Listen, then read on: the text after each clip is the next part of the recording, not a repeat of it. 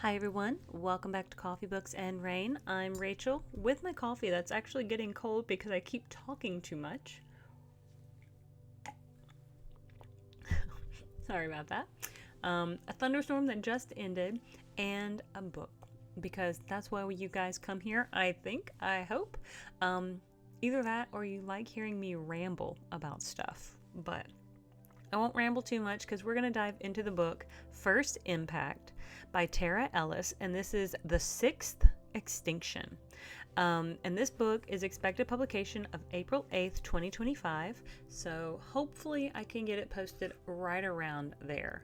And I picked it up because I kind of like the what if scenarios of, I guess meteor strikes of what would happen if we did encounter these near Earth objects, or that one was heading right for us and we didn't really have the opportunity to do anything about it. And what would we do should something be hurtling towards Earth that was maybe not a life-ending, like full life-ending, atmosphere-destroying thing, but something that would impact the world as a whole. And so I picked this up, and honestly I was pretty intrigued. I like that there are multiple perspectives and different individuals that we follow throughout the story. I don't think, and one of the things that the author does is try to make, for somehow link the person in Africa with the person in California, and I don't think we always have to do that. I don't think all these people have to cross over. You can just tell me their story, and they can be these separate stories that are happening simultaneously. But let's dive into the summary and we'll go from there. It has happened before, and it will happen again. Kyle was the first to detect the incoming threat. As a leading astronomer in the study of near-Earth objects, his obsession with a rare asteroid containing 3 moons provided the only warning. But it wouldn't be enough to protect his daughter, let alone the rest of the world. Dallas has committed her life to unraveling the mysteries of deep time and humanity's ancient past. Confronted with its imminent extinction, she's forced to rely on the relationships made in the present and draw upon her unique skill set to seek unexpected answers. From the tundra of Alaska to the ancient caves of South Africa, a group of strangers are pulling together through a string of catastrophic events that reveal how the definition of an apocalypse can be redefined and how our past may hold the key to preserving the future. Don't miss the new post-apocalyptic series from Tara Ellis. This series explores every facet of global disaster and how far people will go to survive. And so, yeah, now here's my thinking. It's not what I would call a heavy lift of a book, and I definitely don't want to call it a cozy book by any means, because a post-apocalyptic world, or getting into the realm of, I guess, getting on the other side of the apocalypse is very much not a cozy read. But I find it very interesting the way authors envision what it might be like. And I don't think we're too far off with how the world would react. So let's dive in just a little bit to what we know about this book.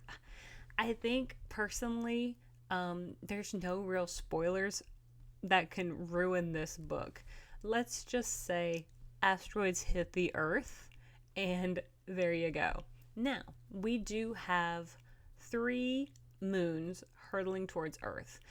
Kyle, he is a leading astronomer who had detected this meteor that had been flying through space. And one day he goes into work, and something has changed the trajectory of this meteor.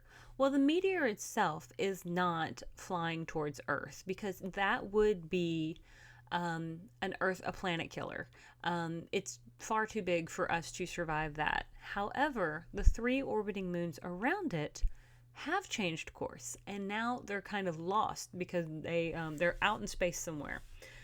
They do some searching of the skies, and I don't know what that would entail or what that would take, but let's just say I can assume that with how big the sky is and how minute of like how I don't think we can search effectively they or efficiently. They do have some tools or technology that helps, but they do finally find these three, well, at least two of the moons, and they're coming right for us. And I hate to say it that way, but they really are. Now, how these moons could hit our small little planet, I don't know, but they do. And so the first one hits, I think it's northern Africa ish, because it does encompass part of the Mediterranean area when it's, I guess it's shockwave and it's, I guess, explosive like cloud breaks out. So once it hits, like everybody within a certain kind of diameter, is that right? In a certain area, is affected.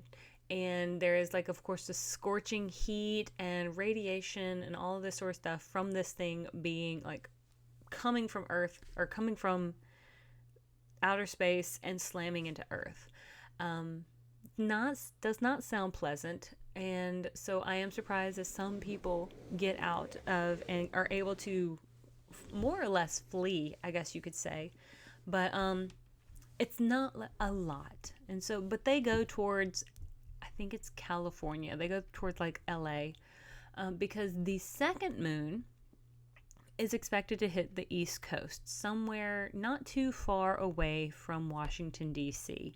So people are fleeing from Washington, D.C. area because they have to be a certain several hundred miles away from this impact zone in order to be even remotely a level of safe. And so we do have a snapshot of what's going on in that area as well. We also then have scientists who are like archaeologists who were not incredibly far away from the first impact site in South America, but they could feel the earth shaking and vibrating, and they didn't know what was going on because where they were was underground and their radio was not working very well. They finally get to a point because with this earth shaking, they feel like they've got to come back up and figure out what's going on, like what is actually happening. This is not safe to be in a cave system under the ground when things are like pummeling the earth. So we get out of there mostly, and we get on a plane and we head towards California. And I mean, I guess this is where the thought goes for all these strangers' lives starting to interconnect, is because there must only be so many places you can go when things are happening. If the East Coast is being bombarded, then maybe we go to the West Coast. But I do wonder, like, why did no one try to go to, like, anywhere in the Asiatic area?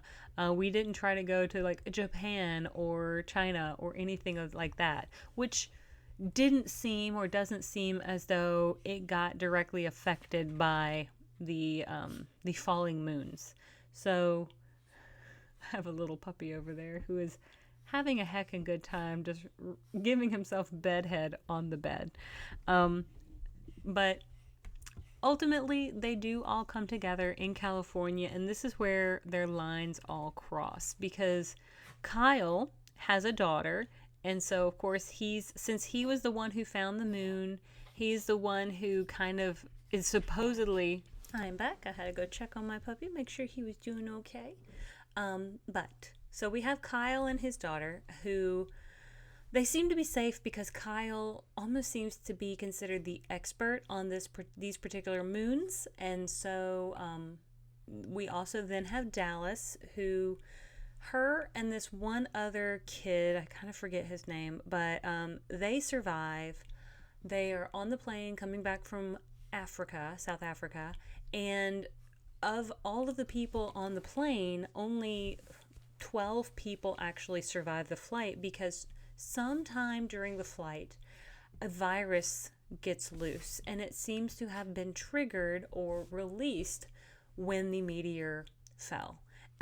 So, just in a very short period of time, pretty much 200 plus people on this flight have perished due to this disease, and only a very, very small amount, and like I said, about 12, survive and seem to be immune to its effects.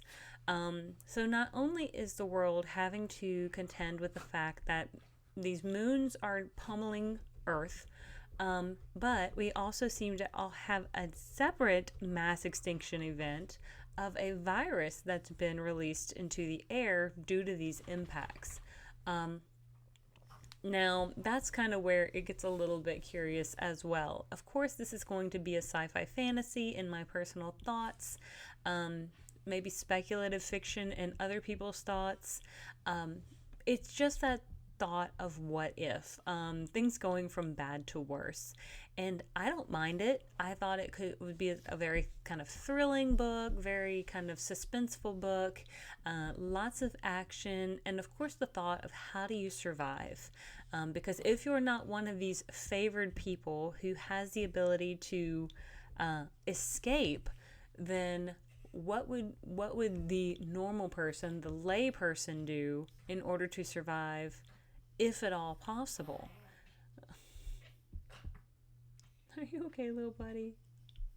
Sometimes he gets overly excited and he kind of does this little reverse sneezing thing. So I go check on him every once in a while. But that's just only when he gets himself super excited. And so he's been playing with his little brother. But anyway, yeah, so that's where I kind of, like, there's just enough fiction in here to not make me one of those scared, paranoid people to think I need to go dig a bunker out. I don't even think a bunker would really help me anyway. I live in Alabama, so unless I go to like the mountains of Appalachia or anything like that, I don't know if there's really anything I could do. Now, is Alabama going to be targeted? Probably not. I mean, moons don't target anything. They just fall and hit where they will. Same thing with like meteorite pieces and stuff. They just fall where they will. So I don't think there's any real way to prepare for these sorts of things hitting. If and when and if they ever do. I'm actually super surprised that we maybe haven't been hit by more than just like cosmic debris, but you know, I don't know. I think, like, again, there it is, the speculative fiction of when I was younger. I feel like there was this threat, like this theory, this thought, because I remember movies like Armageddon, or gosh, there was one with Elijah Wood and Lily Sobieski. Maybe that one was called First Impact? Deep Impact, maybe. But I remember thinking that like planet killing or city killing meteors were much bigger fear than than what we get. And so I as I'm older, I do realize it's not that much of a I don't know, maybe I just don't fear it as much. Like when I was younger, I also thought the Bermuda Triangle and quicksand were going to be much more scary things than they really are. But I feel like the fear of the Bermuda Triangle has really laid low or died off. I'm a little sad. I still like the stories of Bigfoot, should they ever appear, but I kind of feel like these planet-killing meteors are somewhere along that same line of urban legend-esque, even though I know Earth has been hit at least once, causing a, the dinosaurs to die out, should you not or do believe in dinosaurs. I know there's a lot of people out there who just think that that's not a real thing, and that's hilarious and weird. Like, I don't know. I don't really understand that thought of, like, how do you not believe dinosaurs were a real thing? But, hey, you know what? Whatever floats your boat. Totally fine with it. You go for it. I had recently heard about this theory of the let them theory. So if I will let them believe what they want to believe, it is not my concern to convince them otherwise. But With all of that being said, I do want to thank you for tuning in, for liking and subscribing, and if you haven't already, I certainly hope you will. And I will see you guys on the next page. I hope you have a great one. Bye.